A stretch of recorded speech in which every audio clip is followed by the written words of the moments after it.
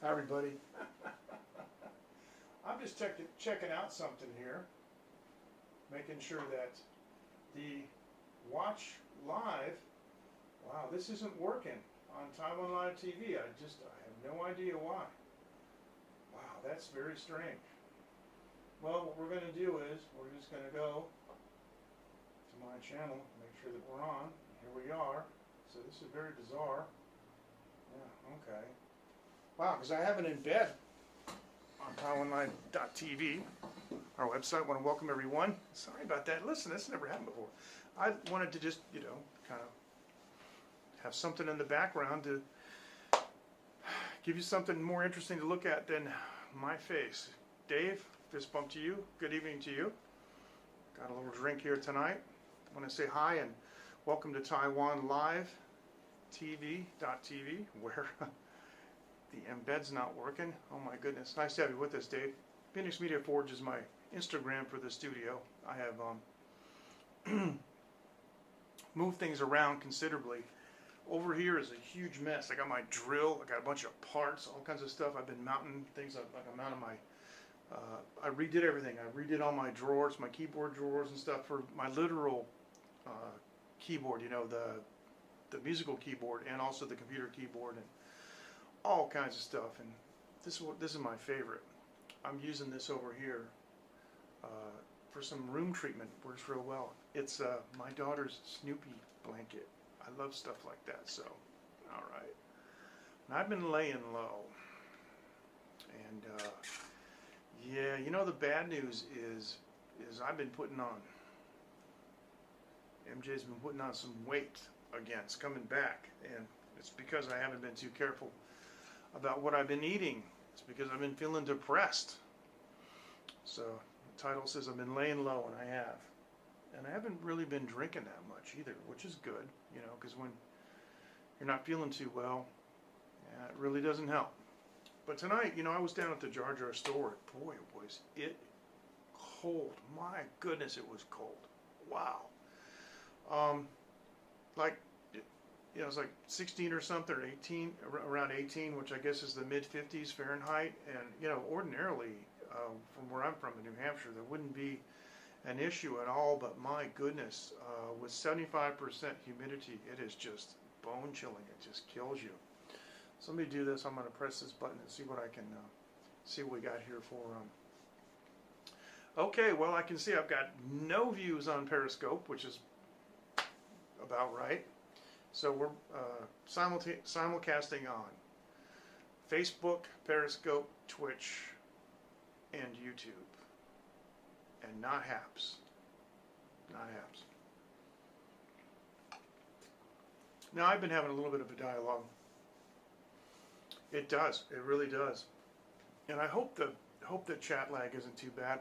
I noticed, looking at playbacks, that especially on the studio version of Prism, the last stream that I did on YouTube, the last successful stream, let's put it that way, on YouTube that I did, I used Prism Livestream PC version, and I noticed that the comments hit their widget a lot sooner than it hit the actual YouTube chat box, for other people to watch. I hope that's the case here, because boy, it sure gets annoying when you're trying to talk, you're trying to communicate with the broadcaster, and you type something that takes them 2 minutes, 3 minutes to see it, and that is a problem sometimes with YouTube, and it seems to get worse as time goes on. But anyway, I was down at the Jar Jar, and I had my super dry jacket on from Japan, which has a liner in it, and it is just what it says. There's a little bit of a drizzle. It's a super dry jacket, and I got the utility truck yellow, version of it.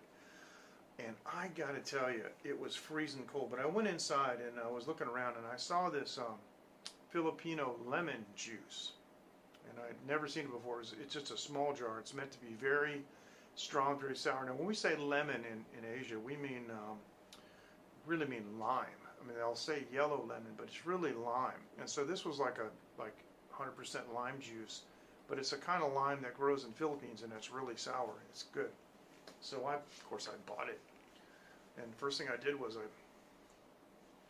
stuck a bunch of it in here, and put some of my cinnamon rum, and then put soda water in it. So I have a soda water, lime, and cinnamon. Now this is interesting because I guess, everybody knows Periscope's going away. People seem like they're abandoning the platform. They're all going to Haps and so forth. And I saw John Ho the other night. I didn't see it live. Just the way that things are. It's hard for me to see a lot of these live streams in real time just because of the demands on my time. They do, actually, and almost every week they have something that's different. The problem is some of them are experimental and they don't keep them. Like, you remember a couple of weeks ago, or I guess maybe it's 2 months ago, I found those banana chips, cinnamon banana chips, and there was no added sugar. They had something like 4 grams per 100 of sugar. It was like 4%, really low.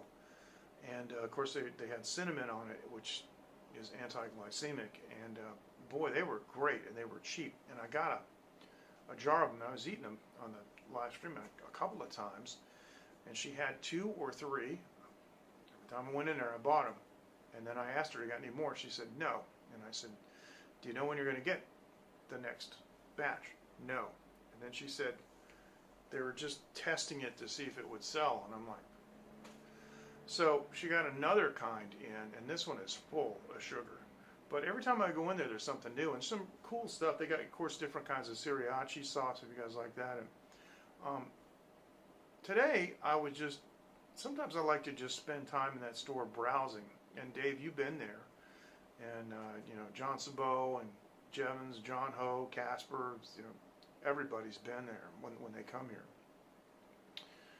And some of the kits that they have for making soup and other dishes like kapow and stuff, it's just amazing. But I was looking at the sauces just down on the lower shelf, and I'm pretty tall sometimes. I like to bend down, so I'm just looking down and trying to adjust my glasses so I can see. But there were some pretty interesting sauces. I'm just going to have to go back and get. But now John was talking. I want to mention this. Now, I got to tell you, I like success. I love success stories. I've never been a person who's jealous or envious of somebody else's success if they work for it. I'm not talking about talentless schmucks who, get deals because of nepotism. But I'm talking about people who have an idea and they work hard, and I just love these things. And I don't want you to get the wrong idea that I have something against Haps, but they're just not cutting it for me. And John asked, and John's a smart guy. He's got a lot of experience in mobile streaming, and he said, if not Haps, where? And my answer is anywhere else, anywhere.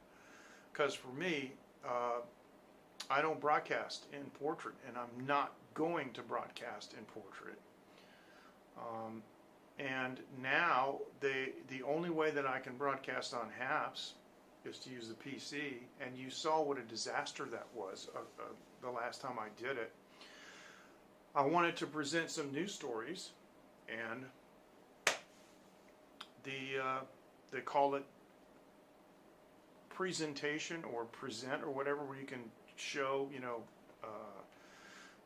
application windows, and it crashed on the first one. I showed you one website. I had 6 or 7 websites of different stores I wanted to show about what's going on in Taiwan. Couldn't do it, and there's no green screen support, and it's just so. Okay, you are gonna get terminated. Nope, I don't, because what I'm going to do is I'm going to do this, and guess what's going to happen? Yeah. If they improve, well, of course I would. Of course I would. But the improvement pathway is pretty long. I don't want to sound like I'm complaining, but they've got they have a a web-based broadcast interface that doesn't do green screen, and I got a green screen hanging here, and so like now it's in front of my camera.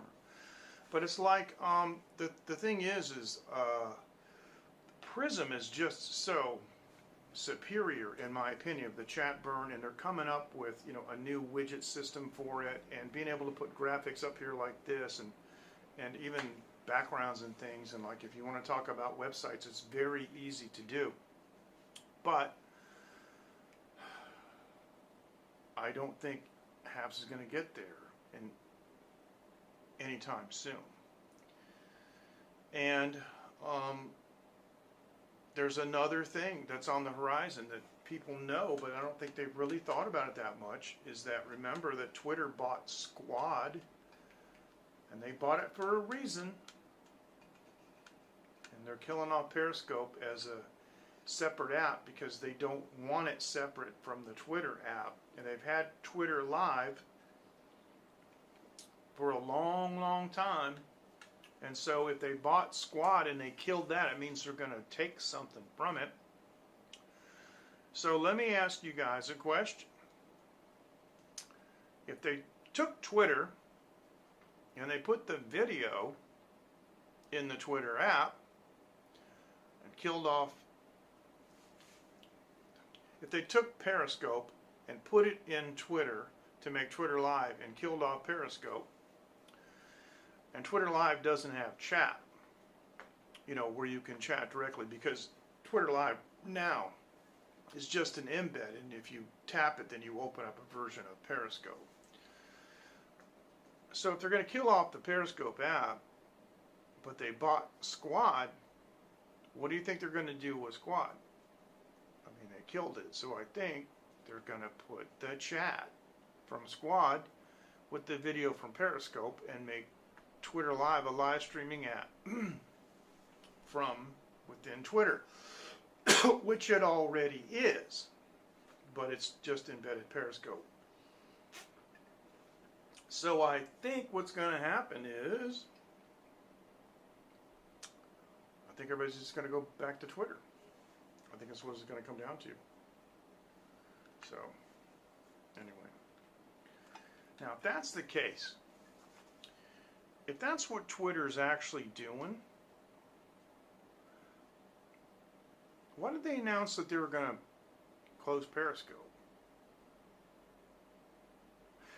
I mean, if they just quietly migrated people over to Twitter Live and just kept it the way it was, there wouldn't be any interruption, right? It would only affect, the Cash App sluts. Who cares about them? In fact, it's a good way to get rid of them. The only ones that really would be affected were the ones that didn't use Twitter to sign up with, but you could give them some kind of grace period to, to convert if they want to. And if I'm not mistaken, there's a way to merge that now. So yeah, I don't know. I don't know how any of these people think. I have no idea how the young generation thinks about business. It's real simple for me.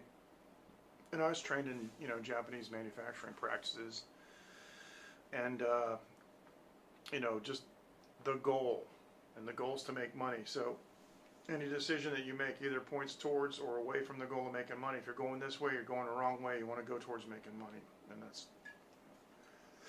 And one of the things that you learn is that if you have an audience-based business model, you don't mess with the audience, and which is what they do in Taiwan. Every 2 months, 6 weeks or 2 months or so, they change the TV schedules all around. I can't tell you how many times I've been say, oh, this show that I like is on, and I make a point, on that evening, that day of the week, to sit there, and turn the TV on and watch the show, and then 6 weeks, 8 weeks later, it's gone somewhere else, and there's no way to find out where it is because they don't really care about it. So it's really bizarre. Anyway, I never understood that. And in radio, you know, we had the Talk America Radio Network, and they wanted to change my the day of my show, my national talk show, from Saturday to Sunday. And man, was it was chaotic. You know, it took. I mean, I told people on the air, yeah, we're going to Sunday at this time and stuff, and people had to rearrange, you know, their schedule. And just so anyway, which is really a pretty good lesson, I think, for live streamers. I usually, for example, try to come on, you know, Thursday this time about this actual clock time. But as far as the week goes, yeah. So also, it'll remain to be seen too what happens with HAPS and with Prism, because if we're going to have Twitter Live, they haven't released an API yet. I don't think it exists, so it's going to be a while, and they might not actually want really people to broadcast to it. That's always a possibility, and because I talk, you know, with HAPS, and apparently they're not interested. There's no RTMP ingest, so I can't, for example, use this, you know, the Prism Live Studio encoder and, you know, send my video stream to HAPS. So, yeah, I mean, it's another platform, okay? And to me, some of these platforms, and I said it before, are like a TV in the bus station. Just let it run. Doesn't cost anything. Like Twitch for me is a bus station TV. I get very few videos, views there. It doesn't really do much for me. I get the kind of trash, you know, stuff that was on a little while ago, okay? So, yeah, you want to get famous, all that stuff, so. Yeah, everybody does. Well, that's a really good question. Let me just finish what I was saying. The only reason that I'm broadcasting to Twitch is because it's free. It's a freebie, you know, and Prism supports streaming to Twitch, so it's just a matter of connecting the accounts, right?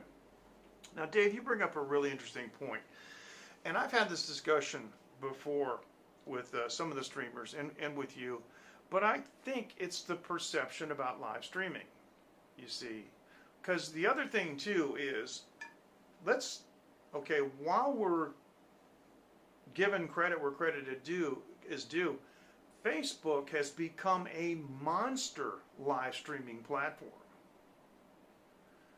And John Sabot and some of these others that I know, some of these other streamers that I know personally, tell me they get massive views on Facebook. I personally just don't like Facebook. I think it's I call it in-Facebook. I think it's too invasive, and I don't like messing with it. I turn all the notifications off. I don't care. I want to interact with people in the live stream, right? But yeah, I know. I want to interact with people in the live stream. I don't really want to be notified for, 500 friends what they had for breakfast kind of stuff. You know, it's a whole different thing. And I think live streamers, I had one live streamer tell me this, which is bizarre, because I was talking to this person. I don't want to tell you who it is. This was a couple years ago. I thought that YouTube was the future compared to Periscope. It turns out to be true, because Periscope is dead, but it may evolve into, or it's going to evolve into Twitter Live, and that still may be the future. We don't know, but YouTube is pretty good, and if you do good content, you can make a living or better on YouTube. But what Dave just said was, they think they need 1,000 subs. This person said to me, I'll never forget it. They said, well, the streamers are going to go where the viewers are.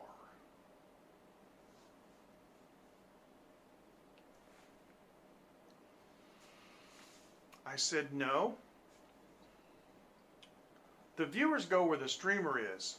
You know, your favorite rock band comes to this arena. You go to see them where they are. You don't go someplace else and demand that they go there.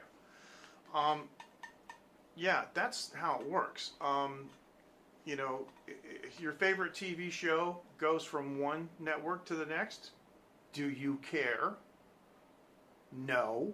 It's just another 2 or 3 buttons on the remote control and you're on the other network. It doesn't matter. And so I just found that bizarre. But I think what it is, I'm going to say this. A lot of the early iOS streamers on Periscope, because it was released a lot earlier on iOS, got massive followers. Okay? Dave, you're one of them.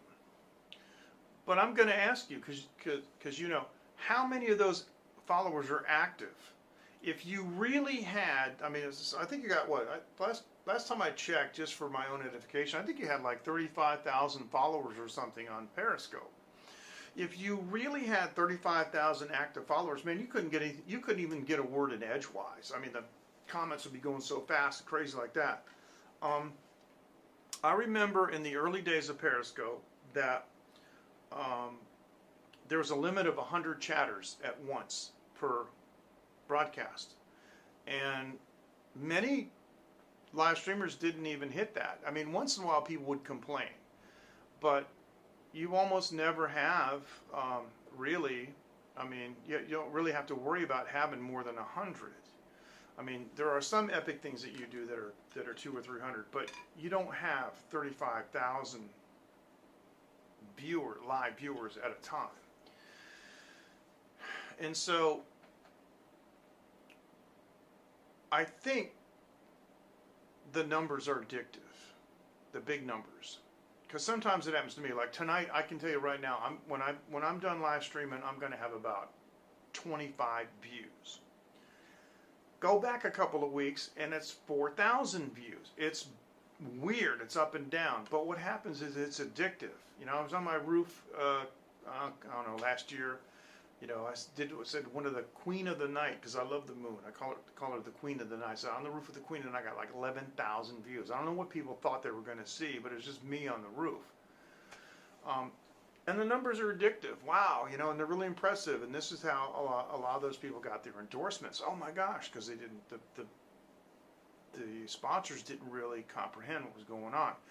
So as people come in later on into the platform, like I didn't get actually didn't come out on Android till quite a bit later, towards the end. Actually, when there was a specific day that occurred, a day of streaming, let's say, that was in November. I had only been on Periscope for a month before that. And so that'll tell you right there, it's like October. And, or maybe late September, but not very long. And when I started Taiwan Live TV, it was in April of 2016. And I remember I was doing the big Buddha, you know, down in Kaohsiung. I was scoping that, and I hit 1,000 subscribers, and it took me, I don't know, 4 weeks, 5 weeks, something like that to do that, right?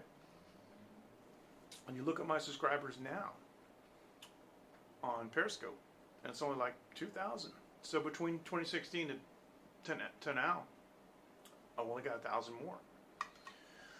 YouTube, you know, it's hard, man. YouTube is a hard nut to crack, and I had, you know, 228. And one dropped off this week. I got 227. It's a hard nut to crack. But so what am I going to do? Boo-hoo?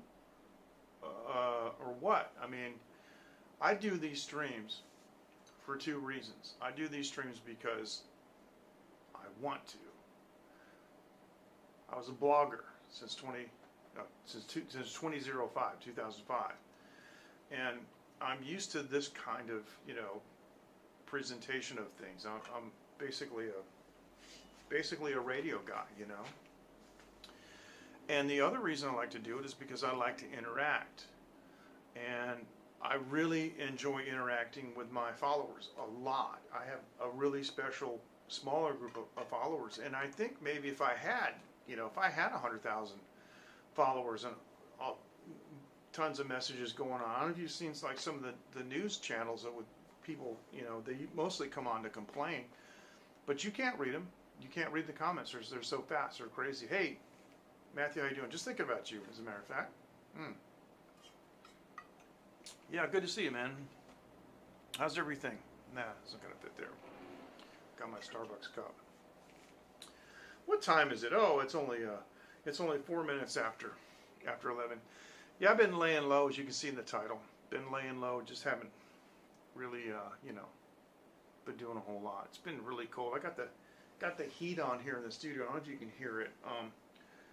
I don't run it when I'm doing critical recording. If I'm doing anything like direct, like keyboards or something like that, any guitar direct stuff, it doesn't matter. If I got a mic open, I turn it all off. So, and this is my green screen trying to come in here, getting blown by the wind. Now let me see if I got this.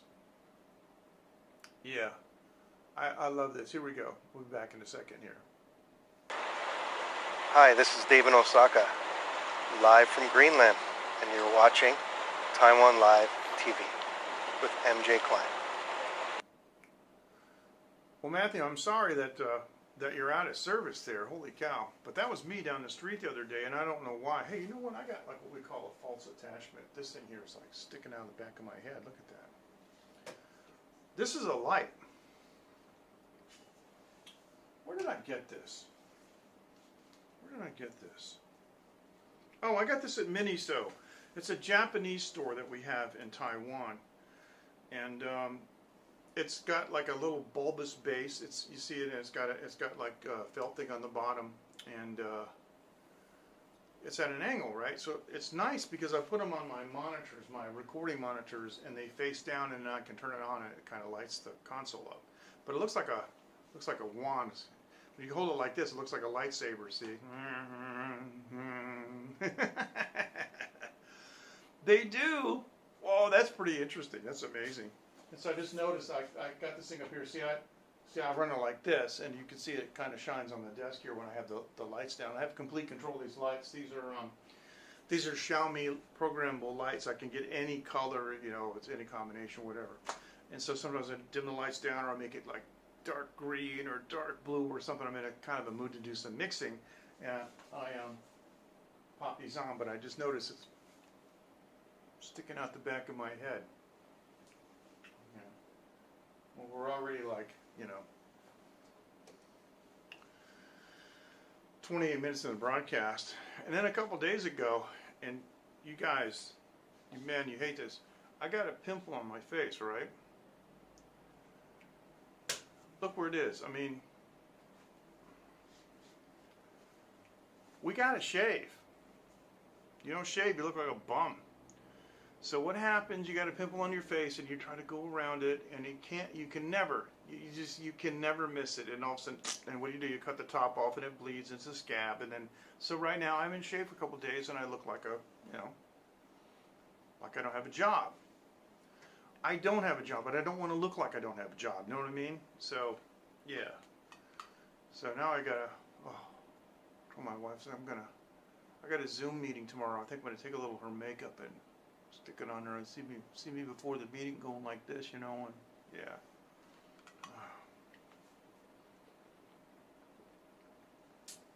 So let me ask you guys a question. With all the Zoom meetings that's been going on, I should do a show on this. Have you guys found like some really cool backgrounds? Sign of you.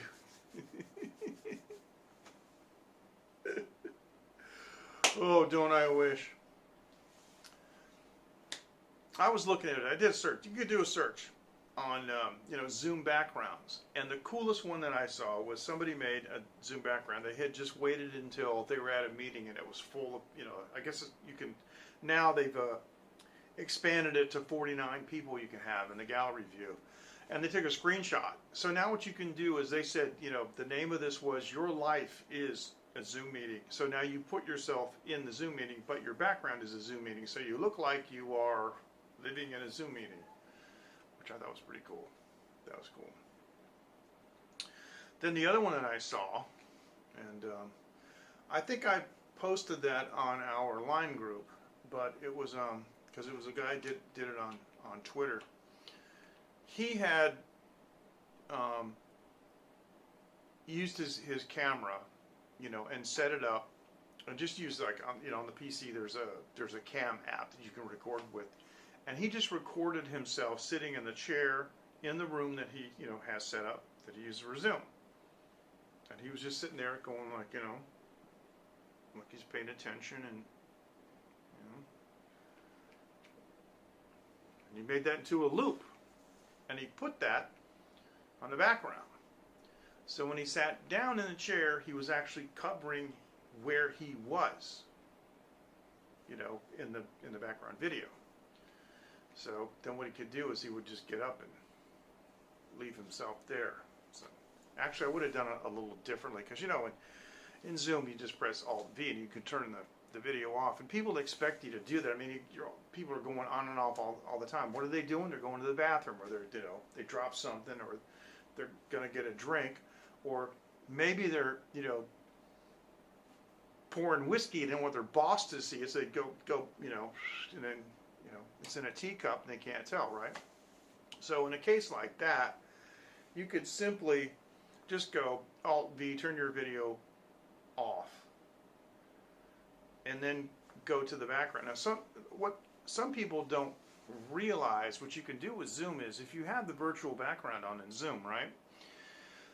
If you use the pull down, you know, on the video, it's actually a pull up. On the video button, you have video on, off, camera on, off, and you press that pull up and you go to video settings. You can deselect your camera. You can select like another source, okay? Which is, it's a good idea, I think, to have some kind of virtual source that's not set up, so you can make your camera disappear and only show the background. And a lot of people don't know that, and so, or they just don't do it. So if you had a background like of yourself in your room, sitting there going, you know, going like this, and maybe, you know, taking some notes and doing occasional things, you know, just let it run. And wouldn't even have to be in the room. Just record it and watch it later. So that's something for you guys to think about. That's a live streamer tip for you. You can actually turn your Zoom camera off and just run the background. And don't ask me how I know that. Okay. Now let me show you something. I had a multimeter here in Taiwan years ago, and it was like cheap. And the LCD went out on it. It broke, you know. And so I chucked it in the recycle. A couple days ago, I came in the studio to do a job, and it was dead. Now this is an AIO. This is a 27-inch AIO. It's a touch screen. Myrna, how are you? Fist bump. Myrna, before I go any further, I sent you a Twitter message on my Taiwan Live TV account. It's a very important message. Please read it, okay? I'm just watching out for you, okay? But this is something that you need to know. So I just wanted to tell you, and I did send you a message on Twitch, and I didn't hear back from you, so I don't know if you got that. Well, I'm very glad to hear that. It's always a pleasure to see you. Thank you so much. And so, yeah, so just, yeah. Okay, good, thank you. Let me just say this. I'm just observant, you know, and I'm observant, and I happen to notice this, and it's something that I think that you want to know, okay? Because I always watch out for my followers, you know what I'm saying? Boy, it bothers me if I hear anything happen to my followers. Sorry, so what I was saying is this is an AIO. It's you know, an all-in-one, and it had a kickstand, and I took it off and mounted it to the wall. It's on a wall mount, which works really, really well. And so I just HDMI output that to the 32-inch curved Samsung, right, which is what I use for editing, you know, in the studio, right underneath it. This is my mixing station, you know, right between the monitors, and this is the analog console that I use for as like an external processor, really. And so, Ken, how you doing? Fist bump to you. Thank you. Nice to see you, bro. That cinnamon coffee that you were taste testing the other day, it looked great, man. Wish I could like reach in and take a sip. And that was a fun time. I love when everybody comes in, you know, and they're in the broadcast together. So anyway, the power supply looked like it might have been dead. But I couldn't test it because my other meter died, right? I threw it in the recycle. So I went across the street, and this is the amazing thing about Taiwan, is that everything's made here, you know? It might be made in China, but made by a Taiwan company, you know, under their strict QC. And so, yeah, the test equipment is here. I mean, you can find like a jitter meter for like digital signals for like $100. It's amazing what you can buy here. A friend of mine bought a 12-channel meter the other day for the price he told me. I almost fell off my chair. It's ridiculous. So I go across the street to the hardware store, and they've got 6 different kinds of multimeters. And I bought this multimeter, man, and it's got like, you know, a display that you can turn on and off, you know. But I mean, okay, it's hard to see, but look at this thing. It does current to 10 amps fused, okay, and there's your, you know, there's your transistor checker section right there, you know. This thing was 399 NT. So 100 NT is about $3. So this was a $9 multimeter, and it's got a removable, you know, like a bumper on it, and it's got a kickstand on the back, and it's just it's amazing. I mean, I'm flabbergasted by this thing, how good it is, you know. So really, this Taiwan is very cool for this kind of stuff. And so what happened with the meter was, once I got the meter, I took the power supply and checked it out, and it actually was working. And you know, I never would have been able to find this out, but here's the thing. Because this is a studio, I have to float certain pieces of equipment from the ground. I know. And you know what I mean by floating from ground is, I mean, you know, you've got 3 prongs here, but you got 2 prongs here, right? So that's called a floating ground. Okay, and the reason you do that is because a lot of noise and a lot of dirt is on the power ground. We call it the Edison ground because I'm from the States, but on the power company, power grid ground, there's a lot of noise and digital noise and things. And so if I have the computer plugged in with the ground cable on, you know, connected to the power system, the console also has a grounded cable. And regardless of whether its ground is floated or not, terrible noise comes in from the PC, and particularly from the display. If I just turn this display off, about 80% or so of the noise goes away, but there's still some kind of like a digital whine. And I also have a USB isolator that kills a lot of that. But if I float the computer completely from ground, and I also have a ground wire that I attach to the console for continuity, but I found that without the wire it's actually quieter. The noise floor is actually lower, which is weird, but it is what it is. And you just use your engineering experience, you know, to try different scenarios, and whatever works, and you don't get too hung up on it as long as it's not, you know, dangerous. But what I found out was this thing is defective. I tested it downstairs and it worked. I said, okay, what's going on? Because you always want to test everything, you know, in stages. So I had this on the end of the cable, the power cord, going to the brick, which is the power supply for my PC, and then it had the barrel connector on, on the end of the cable, right, with a choke on it.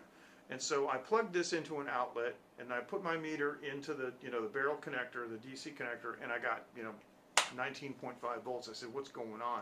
Brought it upstairs. There it is. It's working. In front of me. It quit. Plugged in, not moving, just in the wall, cable in here, nobody touching it. This failed. No output from the transformer. From the power supply. Unplug the power supply, put the cable in the wall, it's working. This thing is bad. Go figure. Here's a trash can, ready? There it is. Never would have found it without the meter. But the next stop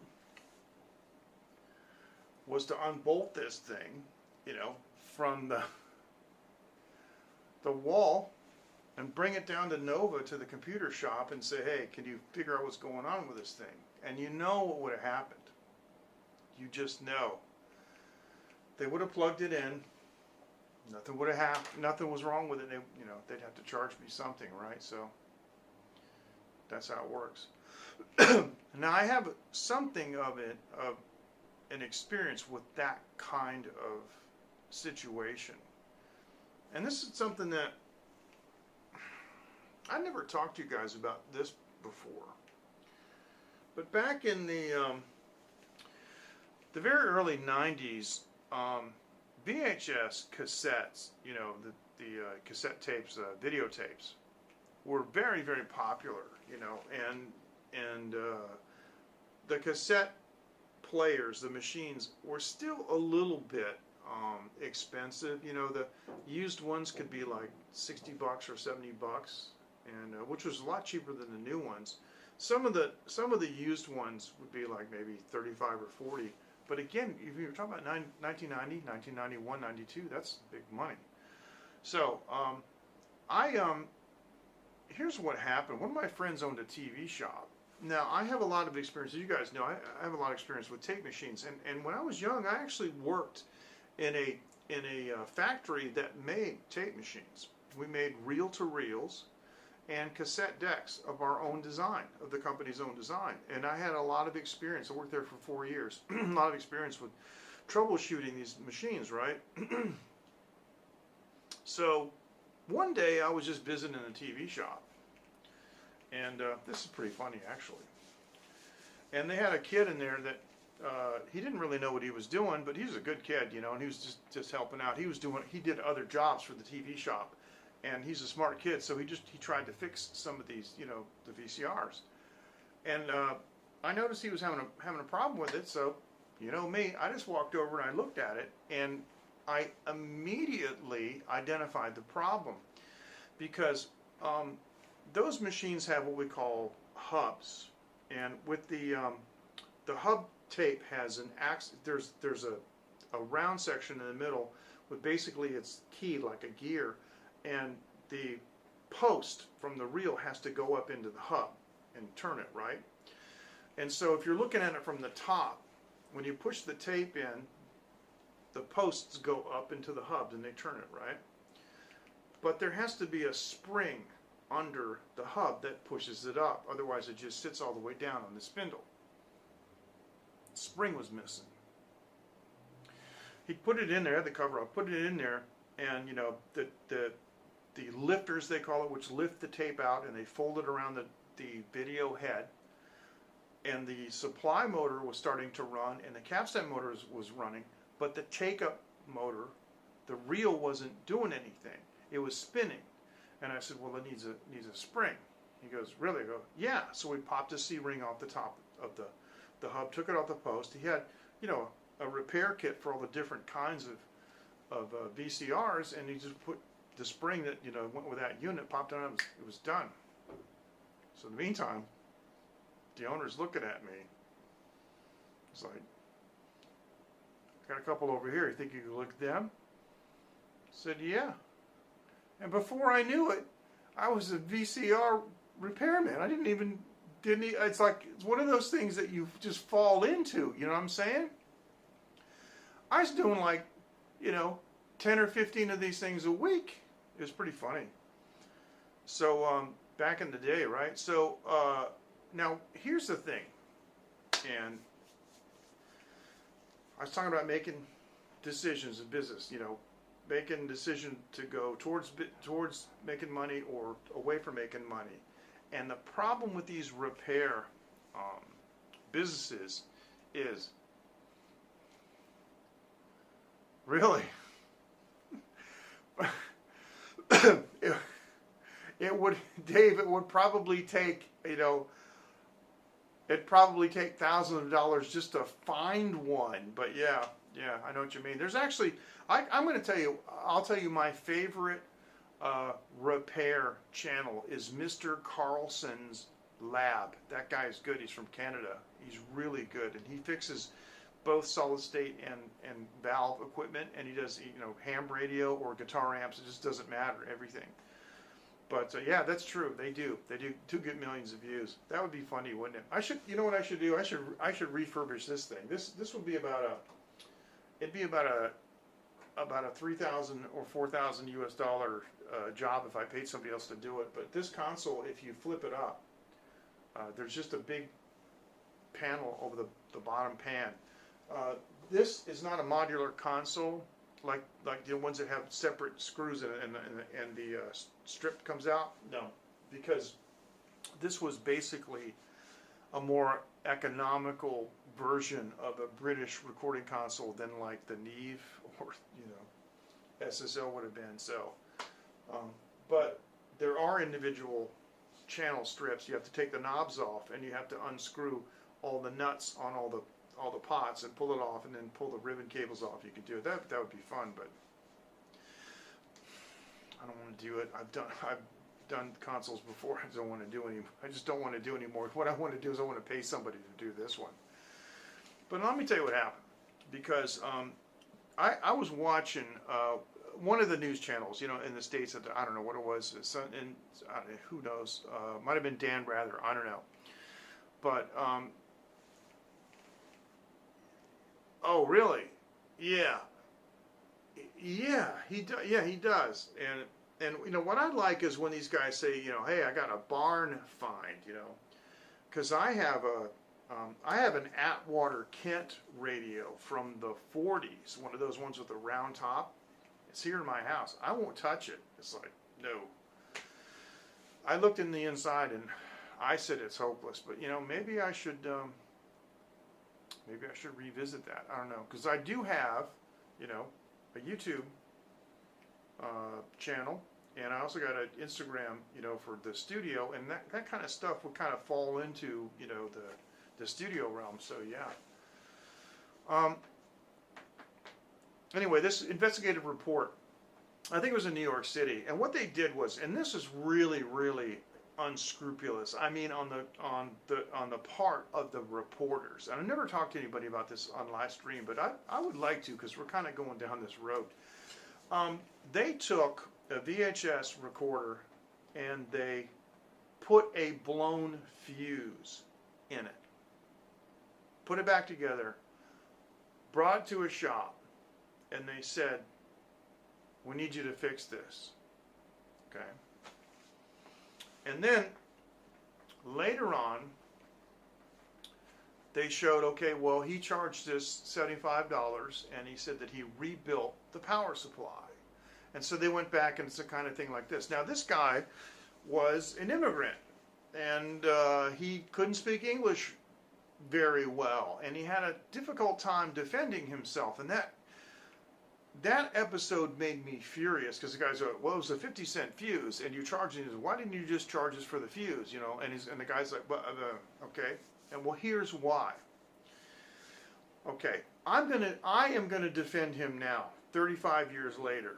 Okay, the answer is simple. If you had come to me and told me that the fuse was blown, I would have sold you a new fuse for $1. Hey Mark, how you doing? Fist bump to you. You guys remember Mark? He was a guest one evening on my show that I did down at the Jar-Jar. It's going good, man. How you doing? Good to see you. Thanks for joining. But here's what happens. See, you got to understand, a fuse is a protected device. When a fuse blows, there's something wrong. It means that too much current has been drawn through it and it blew it to protect the rest of the circuitry, okay?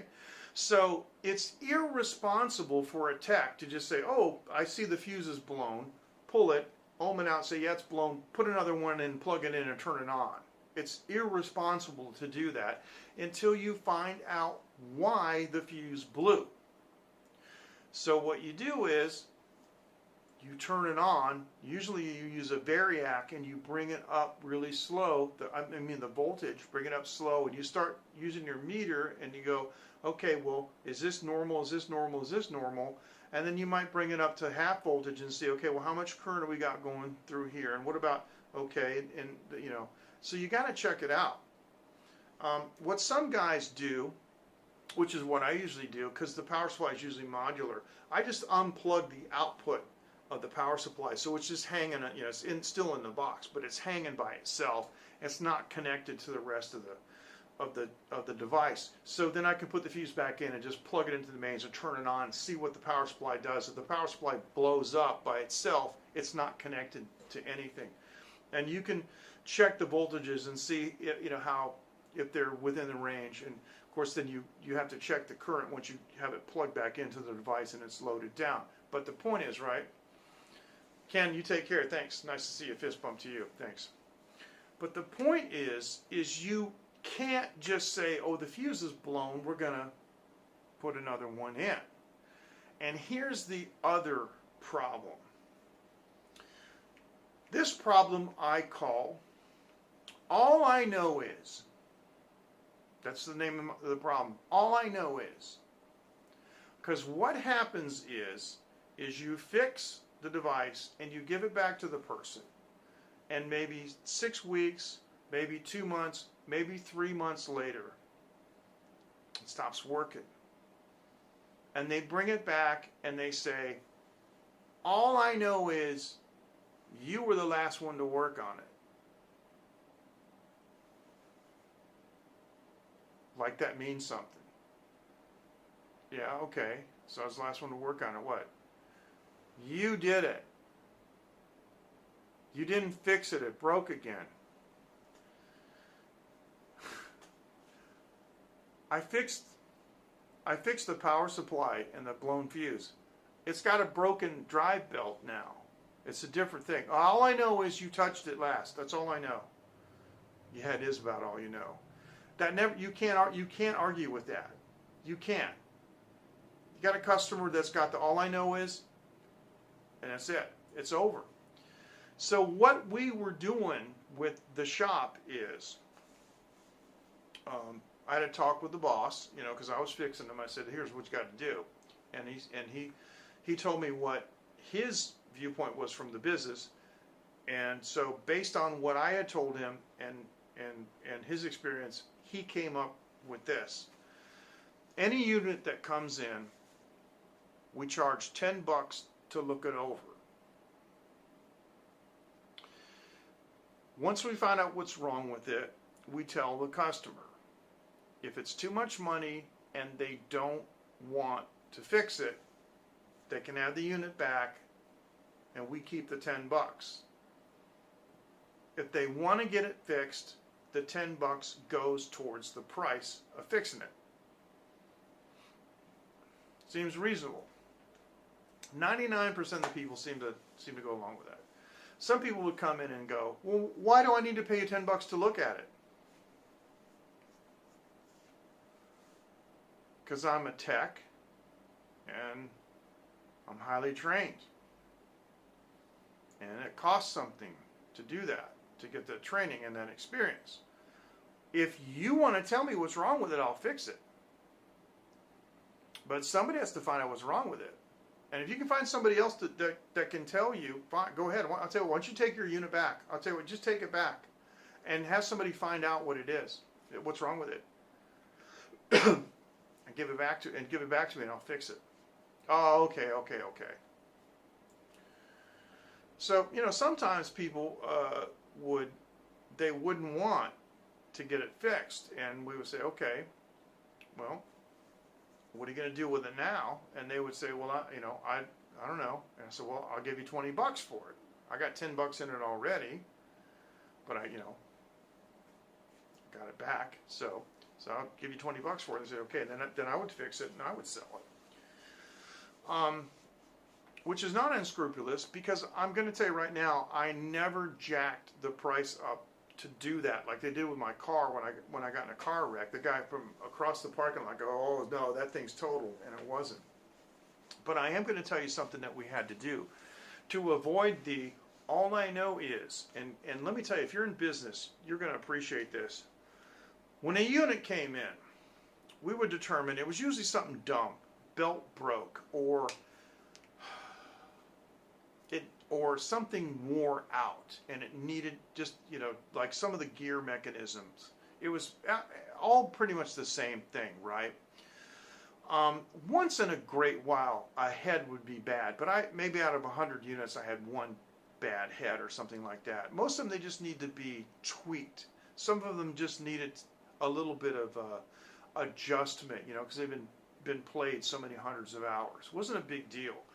But we had a policy that any unit that came in, we changed every rubber on it. We changed all the idler wheels. We changed the capstan, the pinch roller. We changed everything, all the belts, everything. And that was part of the repair. Because the reason is we guaranteed the thing for 90 days. And we didn't want all I know is to come back. And the reason that we know about all I know is because we saw all I know is a bunch of times. Somebody did bring something back, and it was a completely different failure on the machine. And they argued, and at some point, you got to decide whether you're just going to take it and fix it. Because what we used to say in rock and roll, in the old days in the band was, a bad reputation goes a lot further than a good reputation. Nobody ever calls you and says, hey, I had a really, really good experience at the repair shop today. Yeah, the guy was really straight with me. No. They call you and go, you know what happened to me today? Oh, you're not going to believe this guy. He was a jerk. He took my money and all, right?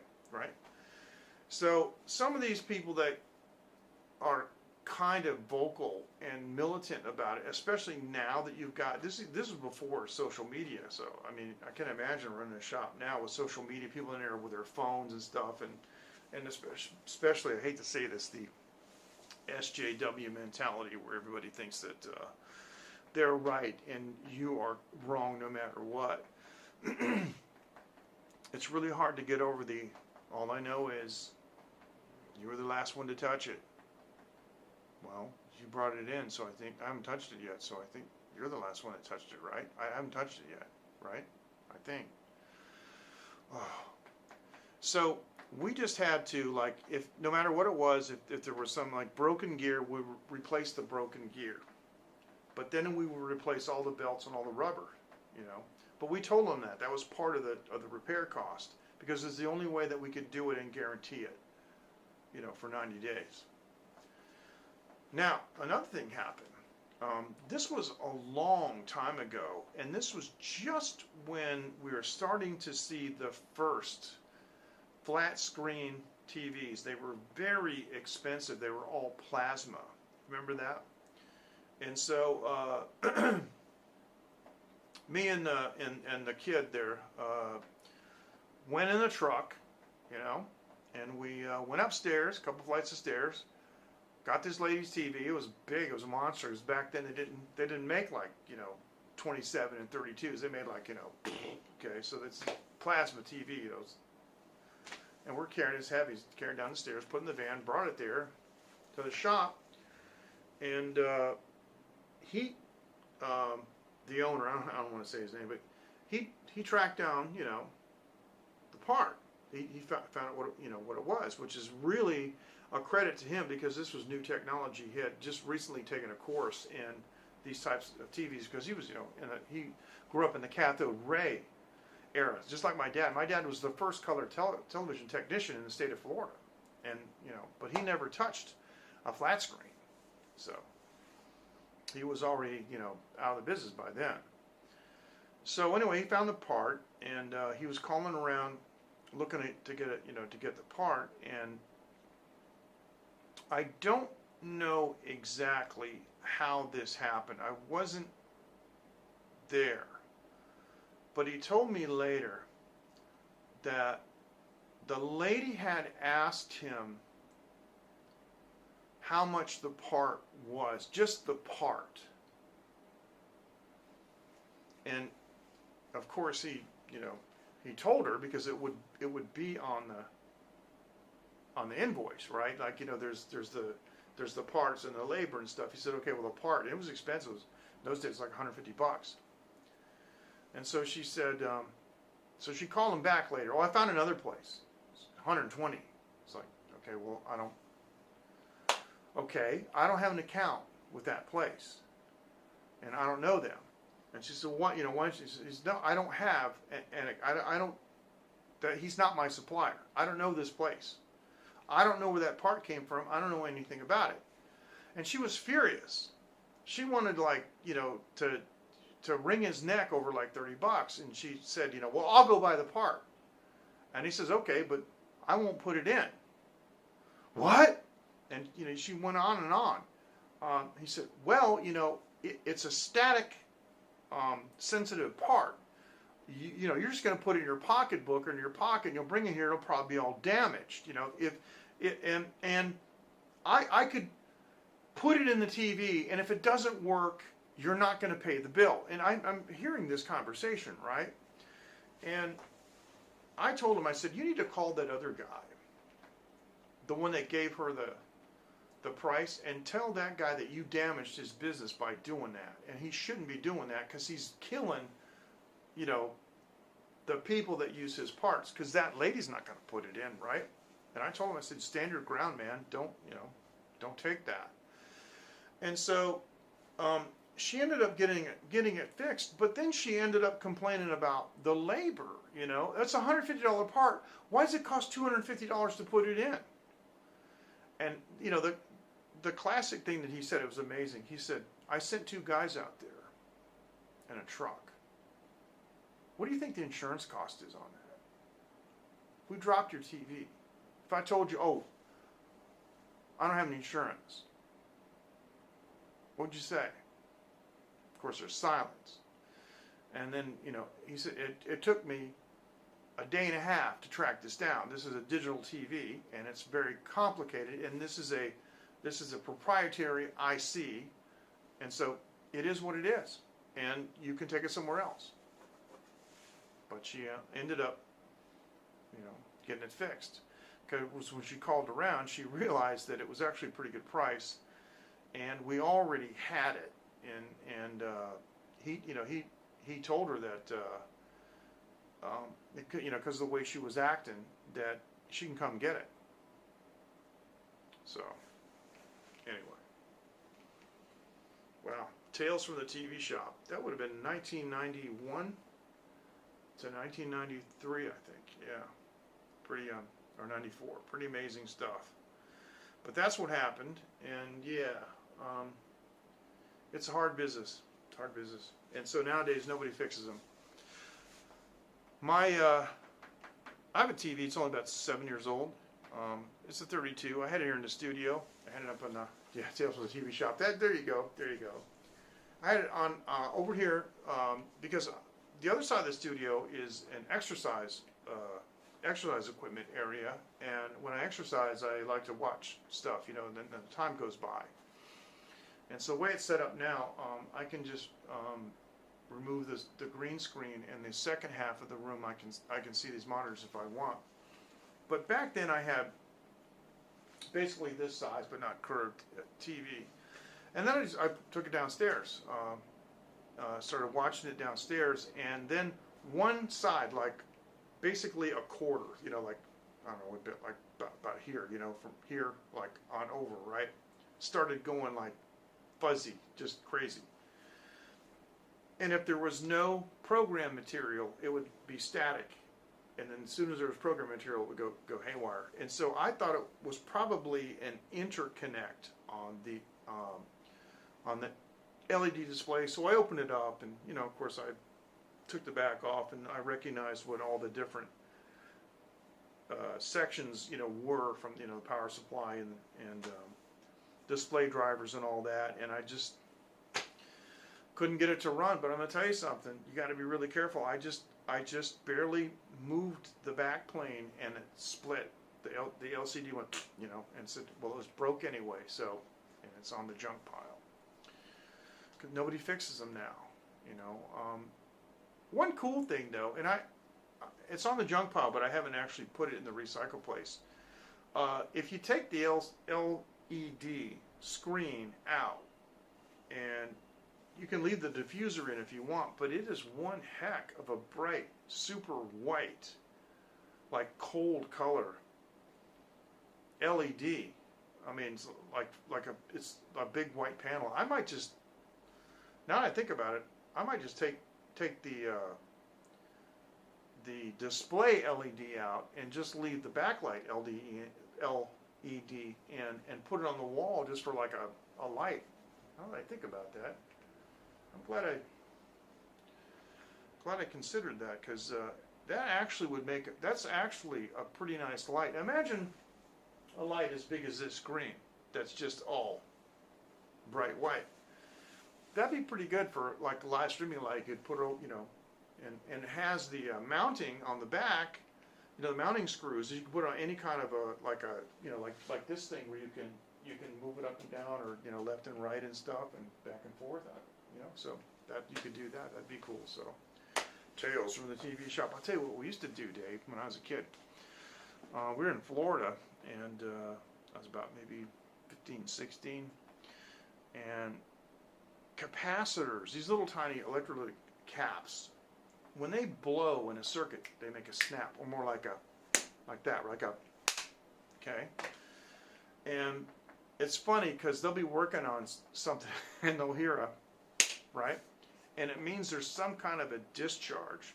And sometimes, depending on what you're doing, you can, if you're not careful, because most of those TVs were consoles, or big wooden things, and it was a pain in the neck, the way they were built, to take things out. They weren't modulars. It's not like a modern TV. You just take the back off, and it's all there. You know, you have to stick your head up in there under the tuner, you know, and you're this close to the flyback transformer. There's 50,000 volts, and so I used to wait until my dad's head was like way, way, way, way deep inside there, and he's got his meter, and I'll go behind him, and I would go.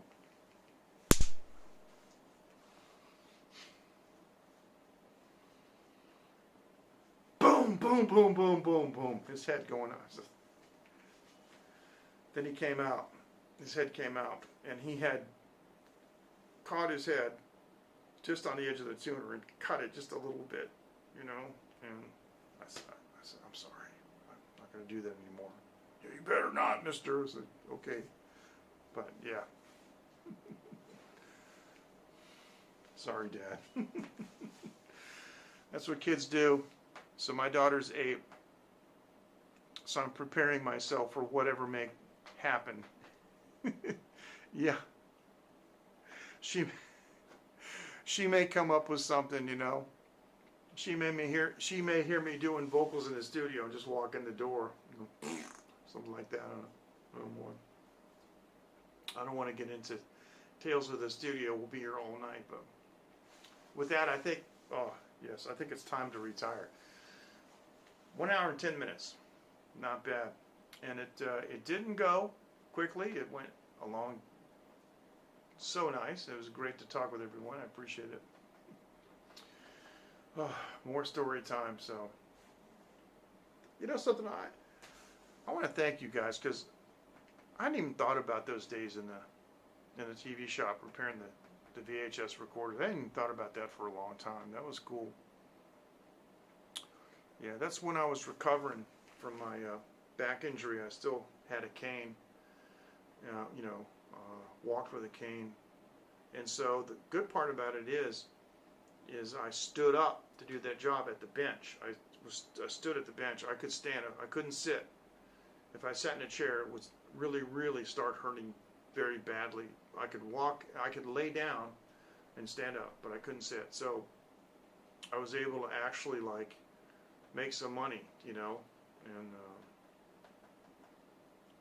and do it standing up without having to sit down in a chair. Boy, that was tough. I'm glad those days are over. Guys, take it easy. Fist bump to everybody. Have a good evening, morning, afternoon, wherever you are in the world, and I love all of you, every one of you. Thank you, Dave. Good night to you. Good night, Matthew. Thank you for joining. You guys make it. You guys make everything for me. Thank you so much. And Ken, Myrna, and even the Twitch trolls. Take care. I'm going to see you. Bye-bye. Thanks so much.